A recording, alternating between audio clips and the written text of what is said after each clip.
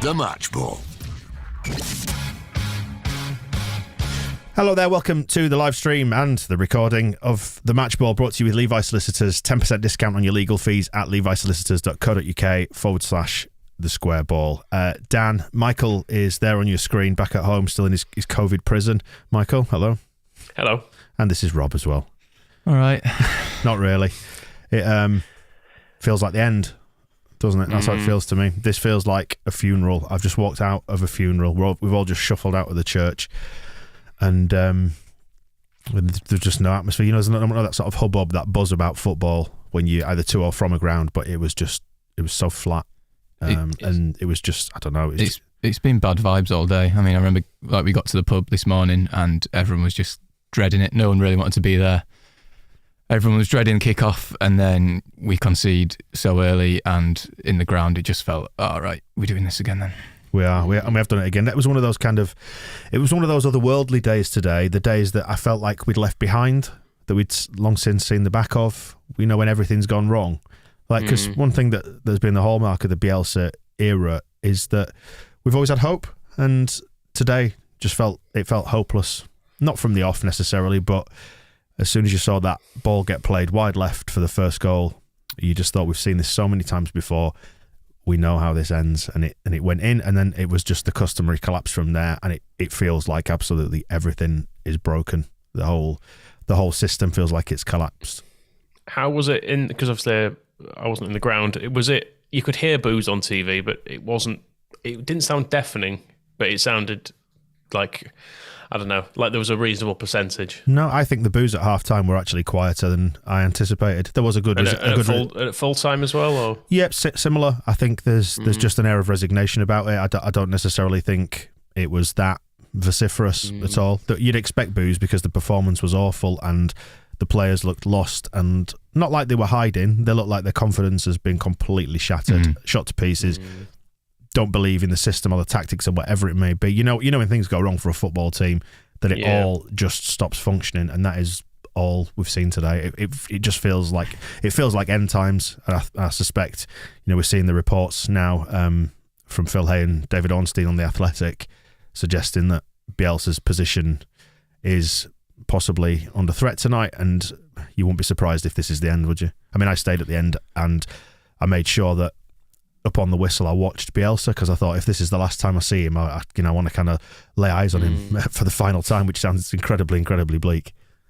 There's a definite sort of angst in the ground, and just there wasn't that patience there where we've had previously, where even when things haven't particularly gone well, this team has got so much credit in the bank, and you can tell they work so hard that I don't think people have wanted to get on their back in the past. But today it was like, well, something's got to change, hasn't it? Like, we just can't keep doing this. No. I think the Man United game, truthfully, on reflection, was that just a bit of false hope that we had a ridiculous minute brought about by a cross being mishit into the corner, and it gave us, because it felt like, to me, that felt like a moment of, I think I described it as like after that and singing for Bielsa, it felt like that was us going, well, you know what, this is it for the end of the season. We'll kind of persist with this. But after the week we've had, it's very hard to defend it, isn't it? Like, I'm at the point now of I don't think we will beat teams around us anymore. That's the thing. That team today looks beaten, and you can't help. We're so easy to score against. I was going to say, you can't help but think something, whatever it is, something has to change. And I don't necessarily think this is the fault of any one particular person or group. I think it's a system failure. I suspect it's down to Bielsa's unwavering belief in the tactics and the tiny squad. All those anxieties we've had since he arrived, saying like, if we get injuries, and we rode our luck up to a point, but it feels like all our anxieties have kind of become manifest in 1 month in February, and the squad, the recruitment, all of it. I think it's a system failure, and that includes the board and the owners. I know they went after Aronson in January, which is fine, fair enough, but I feel like maybe they're more culpable for having concentrated so much power in Bielsa's hands, and if they cannot recruit for him, then something within the system is not right, is it? It just feels like it worked, didn't it? That was the thing. It worked for so long. But I know it's on them. I know it's on them to be more grown up about it, maybe than fans are, and say, well, where will this? When this goes wrong, when will it go wrong, and how do we fix it once it does go wrong? And that's the failure. That is a failure of management, and I think the board have to hold their hands up and say that is that by basically conceding all the power to Bielsa, they haven't. Well, what you want to do is you want to mitigate against every possible risk, don't you? Against failure, and it doesn't feel like they've done that. They've gone all in, and I think now when you look back at like Angus Kinnear's program notes talking about the pathway to the first team, and it's Emperor's New Clothes, isn't it? Someone's finally called it out and said it's not true, is it? It's not true. There isn't the pathway to the first team because the 23s are not yet good enough and have a high enough standard to backfill this squad with what it needs, the required quality, particularly in a system that's been so exposed this season. And he sticks with the system regardless. We can all see the holes in the system. It got picked apart today by a Spurs team that didn't even need to be that good. They didn't even need to be that good. They had to be competent and just pass to one another when the opportunities arrived, That whole telepathy that our players had in possession and out of possession, not to sound too much like Paul Heckingbottom, but it's just completely gone. I can't see how they get that back, but I think having gone all in with Bielsa, I don't quite see the sense of sacking him either. I feel like you've just got to ride it out, but yeah. But how do you turn it around from here when they're completely shot? The system has failed. Whether it's tactical, management, coaching, whatever it is, they are not executing what they can do. And whether you put that down to injuries or transfers or whatever it might be, it's not working. No, I thought the reaction. So how do you rescue it? The reaction to the goals was really telling. The second goal, I think it was Forshaw with his head in his hands, and then the third goal, it was Dallas, who looked completely kind of bereft by it. I mean, just what the fuck is Junior Firpo doing? Not playing left back mainly, which I know is again comes down to a system failure. I guess that he's he's doing what he's told and following his man. Not that he's following him particularly well, but there was one of their many second half chances. We've not even talked about the game, have we? But there was just a massive gap where Firpo should have been, as there was for their first goal as well, where it was Harrison who's the one tracking back. And you think it is a bizarre system that when that goal goes in, you're saying, "Oh, well, that's Harrison's man. Why is he not picking him up?" And Firpo is absolutely nowhere to be seen because that's not his man. But it's a bewildering system. When it's going well, it's confusing, and when it's falling apart as it is now, it's so hard to watch. And you get the feeling with the players that maybe their faith in it has gone as well. Yeah. And if everything they're being asked to do all week at training, and then for 90 minutes on a weekend, if they can see how badly it's failing and they're being asked to do the same thing again, you can see why you kind of go, well... Bielsa even said it this week, Michael. Bielsa even said it. Of this? He said it that when things go badly, people lose confidence in him. Everyone lose confidence in him, and the only one who's got confidence in him is him. He said that, didn't he, in his press conference? And that is the nature of football. That's what it is. I just feel tragically sad about the whole thing tonight because it's been amazing and it just feels like it's collapsed. And I know so few managers get to exit a football club in a positive manner. It just doesn't happen, does it? Inevitably, at some point, it goes bad, particularly in this day and age, and how immediately people want success. But I think people have been really, really patient with it this season and acknowledged that we've had injuries and stuff like that. And we've cut Bielsa an incredible amount of slack, but it's just been exposed horribly, hasn't it? It doesn't work now. No. You can't look at recent results. I mean, the number of goals we're conceding, it's ridiculous. And today could have been worse. I know, just to talk briefly about the game, we should probably have scored 2 or 3 ourselves. We had some good chances. We should have had a penalty. The one on Click was undoubtedly a penalty. It was a two-handed shove in his back on the edge of the box. There was a handball which was not dissimilar to the one that Dallas had given against him in midweek, where it was kicked from slightly closer range. But it was one of those where, much as the Dallas one, I didn't think really was, but you've seen him given. You've seen him given. So a few things did go against us. Mate, that would be to ignore the huge number of chances they also missed. Like Meslier made several really good saves in that half, and it didn't feel like any of that would have really changed the game. And our chances came at 3-0 down. Mate, to be honest, there was an air of resignation about it though in the stadium. Like, people were sort of calling for the penalty and getting frustrated with it, but it was never with that same vociferous passion that you get when you're fighting for it. I think people know that team is cooked now. I tweeted, not the penalty, not that it matters, is what I said, because that's how it felt. It's like, well, it was telling that when Dallas went through with an open goal to put the ball into, I didn't even stand up, because the way we'd been playing, I thought, we're going to find a way to mess this up. And the closer he got and the longer he took to shoot, you thought, we're not going to score. No. We're not going to put the ball in the net. And Rafa hitting the post as well towards the end. Cock hit the post first half as well, didn't he? Strout missed a good early chance. Ayling put a header that could have gone in over the bar. Nothing went for us, but there was a sense that with Spurs in the second half that it was like Liverpool in the second half, a bit at Anfield, where you thought, they're not that arsed, and they know if they need to turn it on, they can, and they did at the end. Like Liverpool scored 3 goals at the end, they just scored the one today. They just dropped into a 5 and a 4 and just waited. And that's all you need to do now to beat that system. The disappointing thing is that Spurs are not any good. Like, don't get me wrong, Kane obviously is incredible, brilliant finish, unbelievable through ball for fourth. It is difficult to play against that sort of a player, but the rest of their team is really not all that good.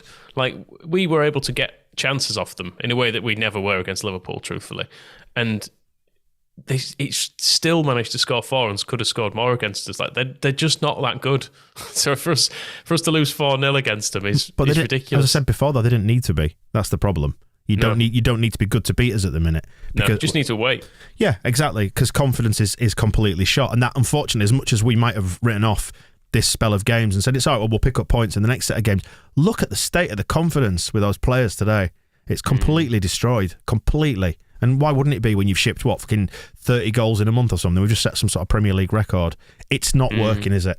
Something has to change, and it looks like it's going to be Bielsa, but the people behind the scenes are culpable as well for allowing this system to be what it is and not managing it all properly. I just feel incredibly sad about it. I feel sorry for Bielsa as well, to an extent, for his ridiculous idealism, because it's been amazing, hasn't it? But just, you can't have anything nice, can you? It all comes to it crashing down to an end. Well, the truth of it is that, like, managerial careers end in failure, don't they? That's why. It's why they end everywhere. Managerial jobs do, time after time after time. Yeah, I know.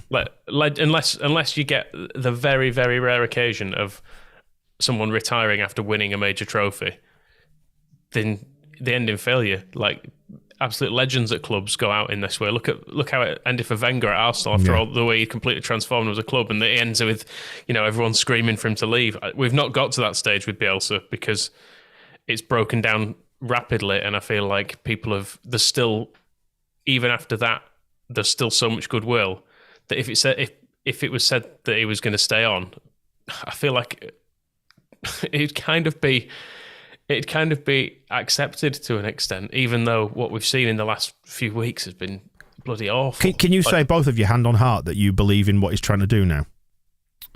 No. I'm not sure I can. And it kills me saying that, because I love the man dearly. But I find this idea of parachuting Jesse Marsh in, though, equally massively risky. I know. But this goes back to stuff with conversations we've had with Moscow, though, about risk taking and mitigating risk. Every decision you make in football comes with risk attached to it, but we can't carry on doing that, can we? We cannot carry on the trajectory we're on at the minute. Something has to change, and whenever there is any form of change or a transfer or whatever it might be, there is risk inherently baked into it, and we can't pretend that that's not true. We have to just embrace the risk and say, we roll the dice and try and change something. It's like Norwich rolled the dice earlier this season, and they're probably still going to go down. That's the question. But they look better. That's the question. You weigh up the risk, don't you? And that's the decision of which is the bigger risk. And I honestly don't know the answer to that. One thing I was chatting about on the way down to the ground today was how my sort of massive fear is how I was once chatted to Robbie Elliott about how Leeds got relegated to League One, and he was saying that Championship team, they'd look at the fixture list and go, well, all right, we're not doing that well, but we've got this fixture coming up, we'll win that. That fixture will win that. That fixture will win that. Those games come along, they were losing, and it was too late when they went, fuck, we're in real trouble here. And that's kind of how I felt recently, where you look at Liverpool, Spurs, Scum, you go, right, well, we might not win them, but then we've got Newcastle, we've got Everton, and we've lost those games. So, also, in the games you kind of accept you're going to lose. Like last year at this stage, we managed to draw some of these games, didn't we, against the likes of Scum and Liverpool. And even at the start of last year, we were at least in the game against Liverpool, weren't we? And we went to, we had a decent performance against Man City.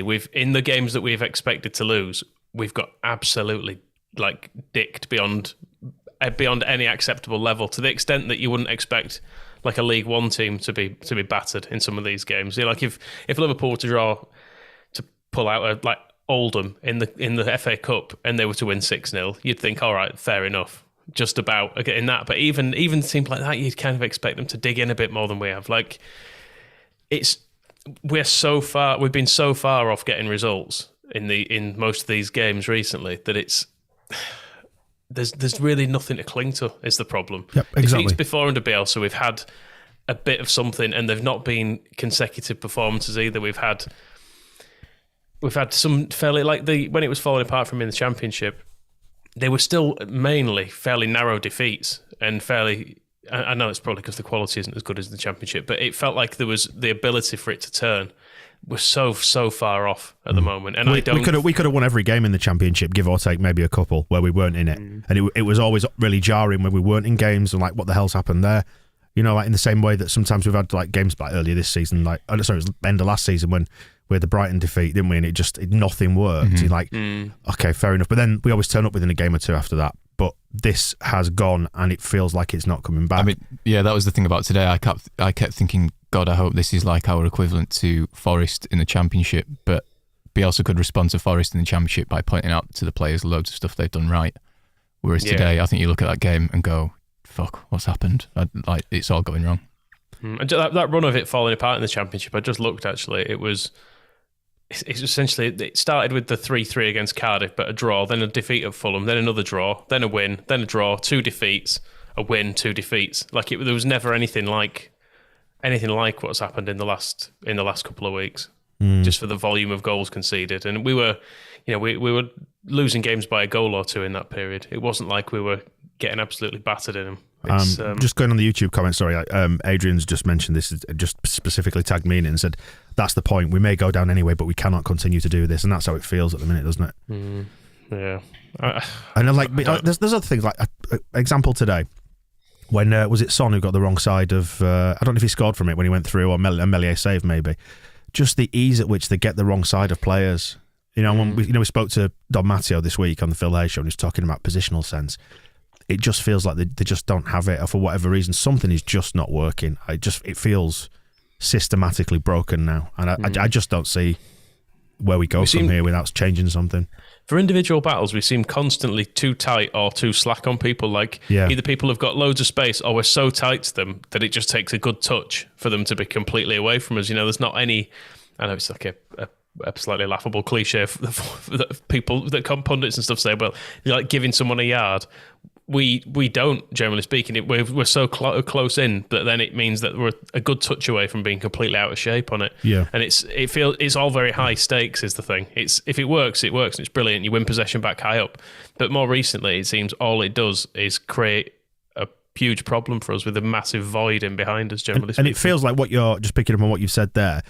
And those touches always happen in transition, when the opposition team is trying to break on us. So what happens is we've got a really disjointed shape at that point. So we'll have been pushing forward. The wingers will be really high. The fullbacks will be really high. So you give them a yard in that centre circle, and what you suddenly find is that even if you do give them a yard and it gives them a chance to spin off you and turn, there's a massive gap either side of you, and that's it's the risk of the system, isn't it? It just, I don't know. I said it. I think it might have been last week or one of the match balls we did, that it just feels like now, the more evidence we accumulate, the players that we've got, what we're asking them to do in this system, they're just not good enough to do it. And maybe Bielsa's system could work with proper elite players, but these are not them. It's been found out horribly this year. I don't really know what to say. Says it all. Feels, I don't know. We've been saying all these things all season, but now it's like one massive clusterfuck of it all, isn't it? Well, all the chickens have now come home to roost. All the anxieties, and that's the worst thing. Is it'll turn into an angry bun fight on Twitter, and people were saying, "I told you so. I told you this was wrong," and it hasn't always been wrong. You are absolutely correct in what you were saying about it. It's worked for so long, Michael. But as I said earlier, this season, I can't remember when it was, or it's a point I've made. Whatever, don't matter. Bielsa's system works until it doesn't, and when it doesn't work, it gets exposed horribly. And I love him so much, and I've adored the last few years, but it feels like it's reached the end, and I don't want him sacked because it's Marcelo Bielsa, and he's a brilliant human, but he is El Loco, isn't he? And he's going to die on the hill of his system, isn't he? Regardless, in the same way that as Phil would say he was going to die on the hill of bringing Tyler Roberts on. So I don't know what we do. I mean, so it's the way that it always is in these situations, isn't it? That something's got to give. It's always the manager. I feel such a horrible sense of sadness about it. Is the thing. Yeah. Because I feel like he needs to go, and I don't want him to. Yeah, it's the horrible thing about it. It's like it feels like putting a pet down or something. It's like it's a tough decision to make. Where we're sort of turning off the machine. It feels like it's like please, I don't want to have to do this. This is which is I'm glad. Well, I guess it's the board having to do it, but I've just switched on Twitter actually just to see if there's anything about him leaving, and I've seen the stat. Leeds have let in more goals since last Sunday than Peter Cech conceded in 35 games in 2004-05. I mean, it is an unbelievable spell we're in for conceding goals. Burnley are losing. Well, that's something. Let me have a look. I've just realised there's other teams playing now. We were the early. The thing at the moment I think is that there's a resignation, even amongst people who would kind of like Bielsa to stay, that he might take us down, and it actually doesn't need to be that way. We have the home games in the bank, plus Watford and Brentford away. We have the games to actually get out of this, and we have some good players. I was thinking about this today. If we go down, we'll probably be able to sell about £200 million of the footballers out of this team quite easily, which is mad. Because if you can do that easily, you probably shouldn't be going down in the first place. So it's still there to turn around at this point. We've not got a terrible run of games now. We've got games that are winnable, particularly the Brentford, Watford, Norwich. If you can win those three alone give you a chance of staying up this season, I think. So as much as it pains me to say it, I feel like a change is probably needed. I mean, just to pick up another comment, like Adrian's just come back in the comments, he's saying he disagrees with what I said, but suggesting it was wrong at Liverpool last season. Open as hell. Last season was a mirage. But I'm sorry, that's it's cakeism. That's having your cake and eating it, because we don't get the 9th place finish without Bielsa's system. And like we said, it's risk versus reward. High risk. We got the rewards last season. Unfortunately, because of the degree of risk, it's collapsed this season. So yeah, we always comment from a position of hindsight as well. Let's not forget that. That's the privilege that we've got, is saying that, well, we knew it wasn't going to go right because it's now gone wrong. But it was right last season, so you can't have it both ways. I think as well, going to Liverpool on the opening day against the reigning champions, you kind of expect to get beaten. And we did, and it could have been. And as much as we were in that game throughout because of the sort of basketball nature of it, we could have lost that game 6-2 or something as well. It did have potential for that. But that's sort of, if you're going to say there are certain games you write off, away at the reigning champions is one of them. At home to a terrible Spurs team who've just lost to Burnley and other than beating Man City, they're basically on an absolutely shit run of form. They've got a manager who's throwing his toys out the pram and he's about ready to walk out.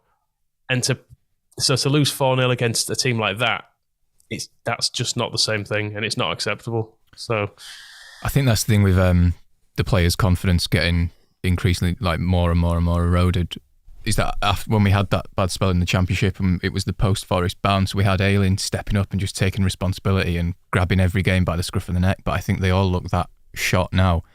You just can't see which of those players is going to come and drag us out of a hole. I mean, like usually you'd maybe look at Rafinha, but his head's gone. You can tell. Massively off it. Yeah. Ayling himself, I mean, the defence has been atrocious. Dallas is refusing to put a ball into an open goal.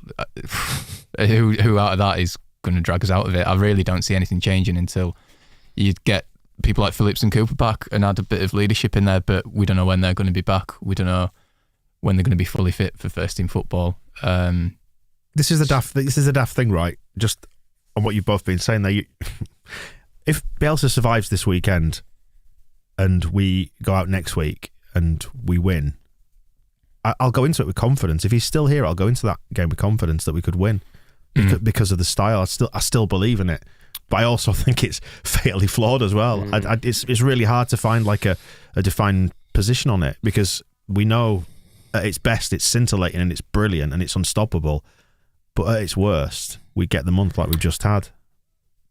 I feel like people are as split as they've ever been on a Leeds manager. I think, well, because for years and years it didn't really matter, did it? Truthfully, it was our manager. It was like, well, through another one passes, what difference does it make? But there'll be people watching this who are absolutely furious that we're kind of turning on Bielsa as they'll see it, and then there'll be people furious that we're not being stronger on it and saying, no, he absolutely must go. He must go. He should have gone in January. He should have gone in October.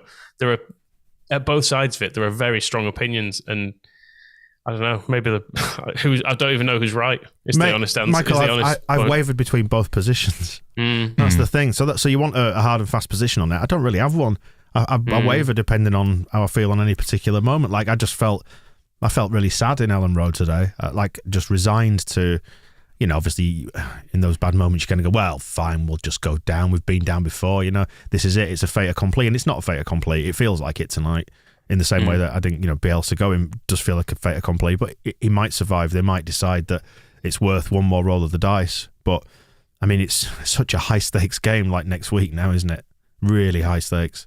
I mean, I'm like you. I feel like if they were to sack him now, I think, oh, fuck, we're going down. But if they stick with him, I mean, if they do sack him, I can't necessarily disagree with the decision either, because I think, well, yeah, look what's been going on. I don't know. I just keep saying I don't know what to say. It's like it's just sad, isn't it? Yeah, and it's whether or not you go, okay, well, let him have a winnable game. So you maybe let him have until the Villa game. But then if we've lost another 2 by then, are you throwing away your chance of staying up? And the truth is, you can't tell, can you, until you get hindsight as an option. It's to say we could sack him, we could bring someone in, we could win those 2 games. We're all of a sudden miles clear of everything, because they're winnable games. Leicester in terrible form, Villa are, then Norwich. There are 3 really winnable games coming up, and if Bielsa stays and wins them, everyone will go, I told you so. Should have never. What was anyone saying about sacking him? And if we bring someone else in who wins them, you have the complete opposite argument, don't you? But no one actually knows what is the. What can happen. And also, none of us really know what's going on behind the scenes, do we? No. If it's the case that the players, because I think something has changed with the players. They do look different. We've seen the players look sad before. We've seen Pablo crying at Brentford and Ayling post Forest and all of them again post Derby. But during the actual games, I don't think I've seen the players look lost in the same way as they do now. And like the players look powerless to me at the moment, which is worrying. It feels like there's no kind of get up and go about them. It's almost a bit like, oh. But I think that's based on results. It's based on results and evidence, though, isn't it? And they are, and it's one of the things, like I think we've said before, when it comes to how Bielsa's system works, is that they'll put the effort in and do the running and adopt this system, and they run themselves into the ground week on week on week for as long as it works.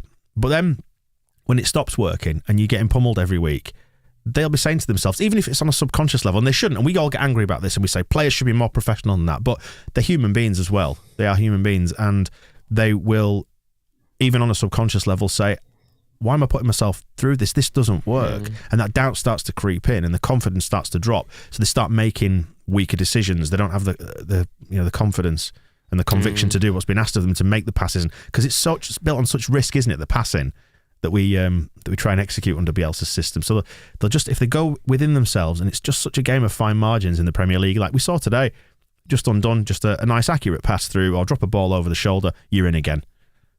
So they're going to be seeing that and thinking, why are they getting in behind us every time? I don't believe in this system. And the fact that we're having to change every game at half time. Yeah. 2 changes at least, it seems. Like it's a sign that it's not working. It suggests that they haven't got it right from the kickoff. Yeah, exactly. Every fucking week. And the amount that Sorry, go on, Rob. Go on. Just the amount is veering as well between Rodrigo's midfielder, and then suddenly against Scum he's playing number 9, and then it was second half against Scum he was in midfield, and he's saying that was a great aggressive midfield, and then crap again in the previous game, and now he's back up front, and Dan James is going from the wing to number 9, and yeah. Because he said, he said like that we don't have a plan B. Plan B is to do plan A better.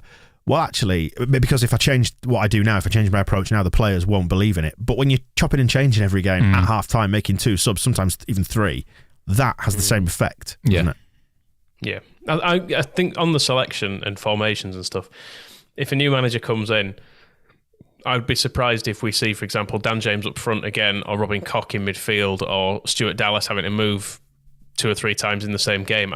The way we chop and change people's positions, I feel like it's reached the point where it's really distracting for everybody. Like, no one quite knows what they're doing. Like, just playing. The reason I thought we improved in the second half was that it felt like we had a bit of a more normal structure about us again. But it's very hard to judge a game like that on a half, because they were so comfortably ahead by that stage. Yeah, and they just managed the second half, didn't they? That's all they had to do. Yeah, and because we completely failed, like, had we scored one, they might have upped the game a bit again and started actually being arsed. But as it was, we just missed all our chances, hit the post, had a pen turned down, all that sort of stuff, which could have sparked them into action as much as it could have sparked us into action. They could have just gone, oh, actually, well, we'll bring on another defender and we'll tighten up now, or whatever, because, Conte's not a fool, is he? As much as he is a very angry man. Yeah, anyway, he's absolutely ripping into Spurs this week, wasn't he? Christ. Right. That's the thing, they're not even any good. That's the thing. They've basically got a few really good players, but this is the thing. Team, but that's the problem that you've hit upon there, Michael, with the Premier League, is it's full of good players, even if they're not. But we've got where are our good players then? We've got Rafinha and Rodrigo are meant to be good players. No, they are. What have they done? They are. But what I was going to say was, it's the system, isn't it? That if they just happen to have better players than ours in any given position, that's how our entire system falls apart. You beat your man and run past him, and then suddenly the whole thing opens up in front of you. It just we're being undone by better players going into one-on-one situations every week, and that's it. Like I say, all you need to do is pass accurately. I mean, how many times have we seen it when we might have broken down the left this season, and that ball across to the 6-yard box doesn't make it? Whereas they did that for their first goal. Bang, goal, 1-0, game's done. That partly comes down to our structure, though, because most teams have, at that point, their left back is already in that sort of a position, rather than their left winger trying to be the one to chasing at that stage. It's we are unusual in many ways, but that is one of the things that if you look at that same ball across, I will put money on the fact that at least 90% of the time you're expecting the fullback, your left back, to be at the back post there, not a midfielder chasing back. And it's just because it's the nature of the way we play. It's horrendous when it goes wrong. Like you watch it absolutely like tearing your hair out, don't you? As I have. Look, we'll wrap it up there then. I've got a feeling we're going to be talking about quite a lot this week, one way or another. So yeah, propaganda I'm not sure about. I think maybe we'll just do it as a maybe we'll have a rethink on that show. Yeah, I was very much hoping we'd win today, so we could have at least someone to laugh at. Somebody's going to be sad somewhere, and we'll sleep on this one tonight, and come sort of Tuesday when we do that, we'll find somebody else miserable. I mean, if nothing else, when you're sad, the best cure for it is to look at somebody who's more sad than you are. If it's any consolation, I went for a piss at half time, and there was a guy I was stood next to just pissing all over his own shoes, and he either didn't care or he didn't notice. So, it could be worse. A metaphor for the season. It was, yeah, it summed up the day. Well, listen, why are my feet so wet? My feet are really uncomfortable. Well, listen, the glimmer of hope that we have is that it is currently 1-0 to Burnley, and there are lots of really bad teams down there. Us, 1-0 to Burnley. 1-0 to Palace against Burnley. My apologies. Okay.